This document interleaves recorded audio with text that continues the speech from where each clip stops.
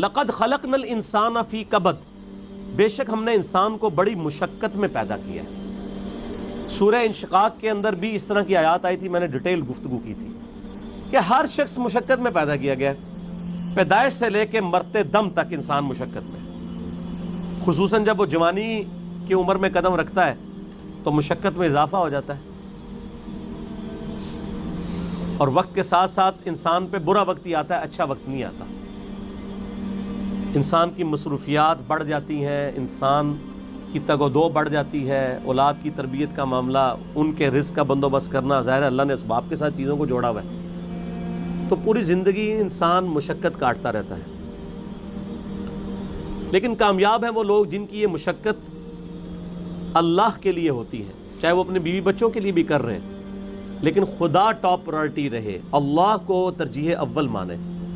جیسے ہی اللہ کے حوالے سے ترجیح ہٹ گئی تو آپ کی بڑی سی بڑی نیکی بھی زیرو سے ملٹیپلائی ہو جائے گی۔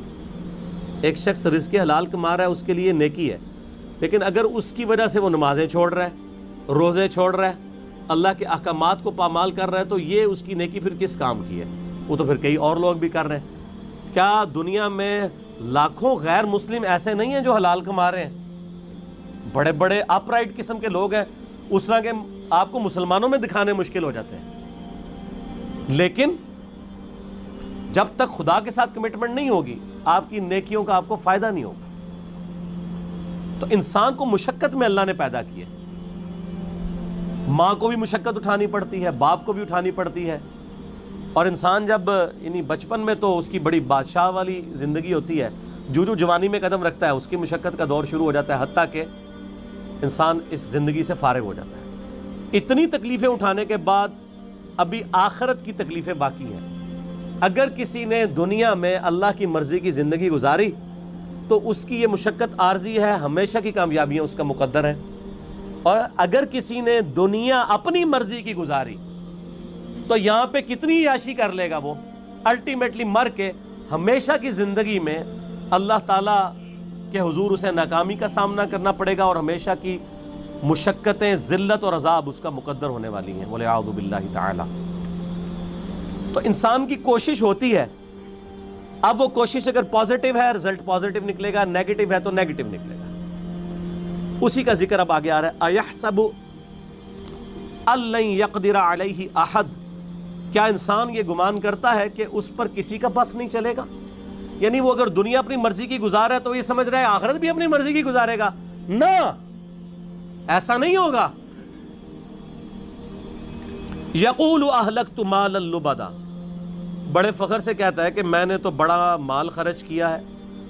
اسپیسیفکلی تو اشارہ ہے مشرکین عرب کے ان امیر لوگوں کی طرف جن کا ذکر قرآن پاک میں کئی جگہ ہے کہ وہ بڑا فخر کرتے تھے کہ ہم حرم مکہ کی جو خدمت ہے وہ ہمارے ذمہ ہے، ہم یہاں پہ حاجیوں کے اوپر جو ہے وہ خرچہ بھی کرتے ہیں، اللہ کی راہ میں لوٹاتے ہیں۔ اللہ فرماتا ہے ان اعمال کا فائدہ نہیں ہے جب تک تم اللہ کی توحید اور اس کے نبی علیہ السلام کی رسالت پر ایمان نہیں لاؤ گے، شرک سے کنارہ کشی اختیار نہیں کرو گے، تو یہ حاجیوں کے اوپر کھانا پینے کے اوپر پیسے صرف کرنا، یہ مال جو تم لگا رہے ہو اور بڑی اکڑ رہے ہو کہ اللہ کے حضور اس کا کوئی اجر ملے گا، کوئی اجر نہیں ہے اس کا۔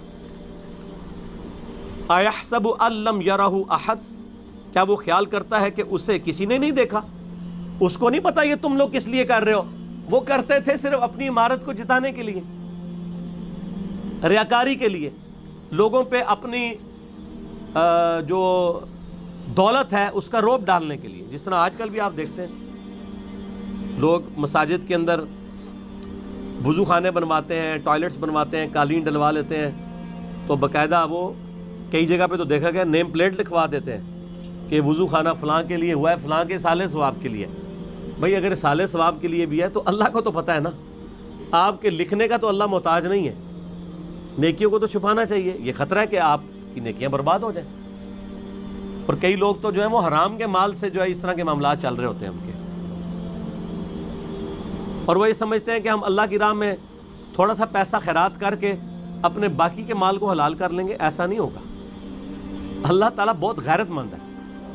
صحیح مسلم میں حدیث ہے قیامت والے دن ایک سخی کو، ایک شہید کو اور ایک قاری کو بلایا جائے گا۔ اللہ تعالیٰ شہید سے پوچھے گا تجھے میں نے اتنی صحت دی، गिवन सर्कमस्टांसेस तेरे लिए फेवरेबल किए, तूने इसके बदले में मेरे लिए क्या किया? वो कहेगा या अल्लाह मैंने जान दे दी, और क्या करता? सबसे बड़ी कुर्बानी यही हो सकती। अल्लाह फरमाएगा तूने जान इसलिए दी ताकि लोग तुझे कहें बड़ा बहादुर है, तो तुझे दुनिया में लोगों ने बड़ी तारीफ की तेरी, तुझे दुनिया में अजर मिल चुका है इस रियाकारी का, औंधा मुंह करके दोज़ख में डाल दिया जाएगा। बोले औज़ु बिल्लाहि ताला अल्लाहुम्मा अजिरना मिनन नार।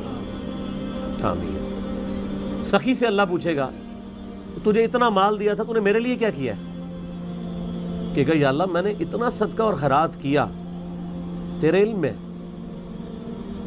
हत्ता कि मैंने मस्जिदों में नेम प्लेट भी अपने नाम की लगवाई है, तुझे नजर नहीं आती वो प्लेटें? ये मैं कह रहा हूँ उसकी एक्सप्लेनेशन।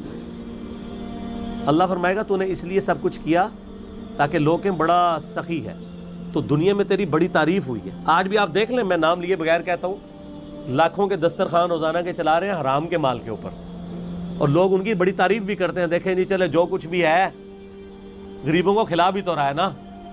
ये क्राइटेरिया दुनिया में ठीक है। ये फरजाना डाकू वाला मामला जो है ना, वो कि भी एक डाकू वो अमीरों से लूट के गरीबों की मदद करता था, ये फिल्मों में अच्छा है, अल्लाह ताला के लिए नहीं है। अल्लाह तो एक किसी भी क्रिटिकल रीजन की वजह से जीरो से मल्टीप्लाई कर देता है सब कुछ। बेपरवाह है ना सर, आप अपनी दाढ़ी पगड़ी नमाजों से और बड़े बड़े दस्तरखानों से अवाम को धोखा दे सकते हैं, अल्लाह को नहीं। सही मुस्लिम में हदीस है, अल्लाह ताला तुम्हारे शक्लों और तुम्हारे माल को नहीं देखता, दिलों और अमाल को देखता है। शक्ल भी नहीं देखनी और माल भी नहीं देखना। आप लोग क्या देख रहे हैं?